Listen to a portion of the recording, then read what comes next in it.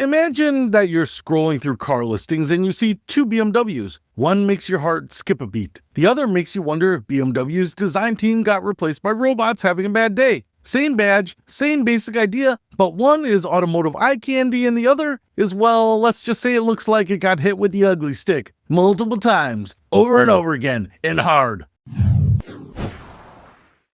What's happening, Panda Nation? Peter Von Panda here. Today, I'm talking about one of the most tragic automotive makeovers since, well, BMW decided that kidney grills should be the size of actual kidneys, but this isn't about those monstrous nostrils that have been slapped on everything lately. This is about the BMW M2 and how they took one of the most beautiful cars they've made in decades and turned it into something that looks like it was designed by a committee that likes to wield their ugly stick. Let me take you back to 2016.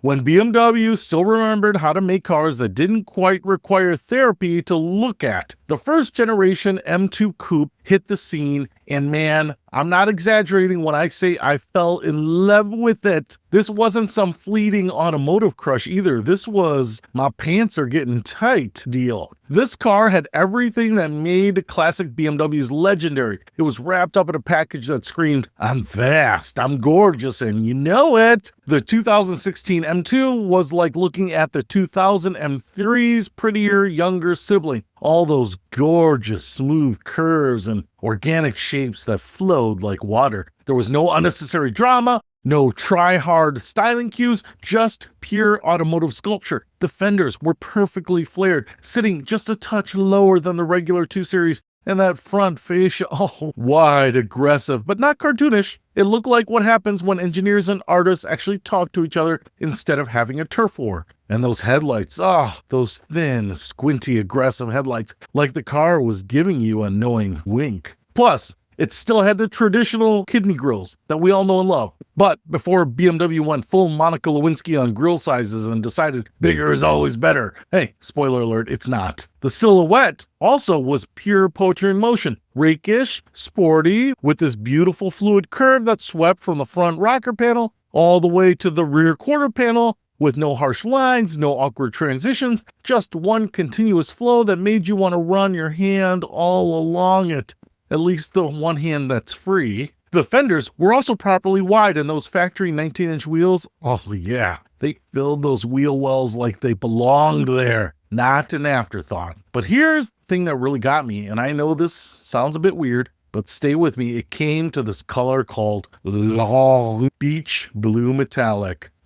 It is the perfect blend of blue and teal that's subtle enough to be sophisticated, yet bright enough to make people turn their heads. It's not some in-your-face screaming yellow, but it absolutely pops and shows off those beautiful haunches like nothing else. Now let me ask you this. When was the last time a car made you stop scrolling through your phone just to stare at it? Drop a comment and let me know what car did that to you. But then, oh boy, came 2023. BMW looked at this automotive masterpiece and said, you know what this needs? Straight lines. Lots of them, everywhere, because curves are apparently overrated. The second generation M2 is what happens when you take something beautiful and hand it over to someone who thinks a ruler is the ultimate design tool. They didn't even go full crazy with the giant beaver tooth grills this time, but somehow they still managed to make it ugly. The grill is now filled with straight lines like someone was playing automotive tic-tac-toe. There's this harsh line that runs from the front of the headlight straight to the hood opening and looks like it's about as natural as a toupee in a hurricane. Sure, it still has large haunches, but instead of that gorgeous sweeping organic line that made the original look so special, it's now got the weird, awkward Aston Martin Vanquish wannabe hardline that makes it look like someone slammed an aftermarket body kit on a perfectly good car.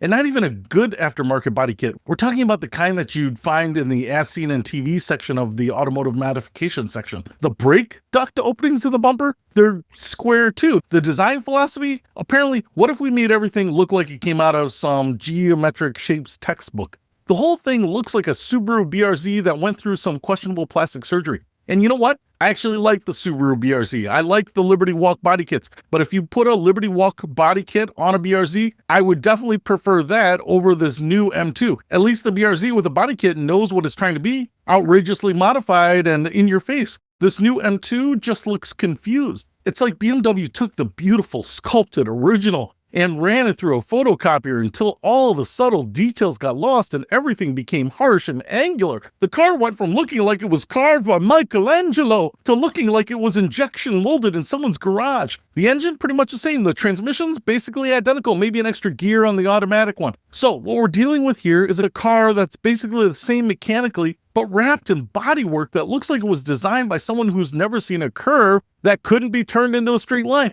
And here's where this whole tragedy becomes absolutely insulting. The price. The plastic surgery disaster M2 starts at $65,500. $65,000 for something that looks like it lost a fight with a geometry textbook. Meanwhile, that gorgeous 2016 M2 that started around $52,000, you can find them used today for $33,000 to $38,000. Obviously, they've got some miles on them, but we're talking about getting one of the best looking BMWs ever made for under $40,000 versus one of the ugliest BMWs ever made for $65,000. Show me another car in that price range that's as dramatic, as good looking, and as well built as the original M2. I'll wait. Because the truth is, you certainly won't find it from BMW's current lineup, that's for sure. They've apparently forgotten that cars are supposed to be beautiful as well as fast. So here's my bottom line. If someone offered me that new M2 for $23,900 out the door, guess what? I'd pass. Not because it's not fast or capable, it certainly is,